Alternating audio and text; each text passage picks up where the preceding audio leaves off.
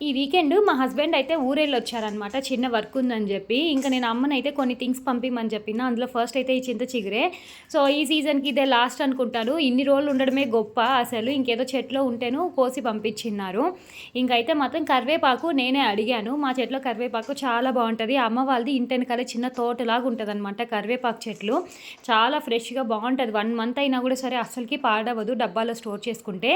ఇంక అట్లనే ఇదైతే పూలు అమ్మ వాళ్ళ చెట్లవే. నేను విడి పూలే పంపించేమా నేను కట్టుకుంటాను అని చెప్పిన. ఇంకా అమ్మ పిల్లలతో కష్టం అని చెప్పి ఆమె మొత్తం కూడా నీట్గా ఇట్లా కట్టి పంపించేసింది.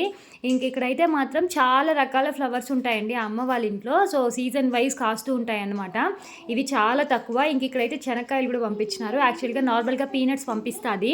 ఇంకా ఒలవడానికి టైం లేదంటే నేనే కాయలు పంపించామా నేనే ఒలుచుకుంటాను ఖాళీగా ఉన్నప్పుడు అని చెప్పిన నేను.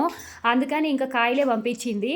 సో చెప్పినవన్నీ పంపించింది. ఇంకా కూడా కొన్ని ఉన్నాయి. నెక్స్ట్ వీడియోలో వీలైతే షేర్ చేసుకుంటాను. మీరైతే సబ్స్క్రైబ్ చేసుకోండి.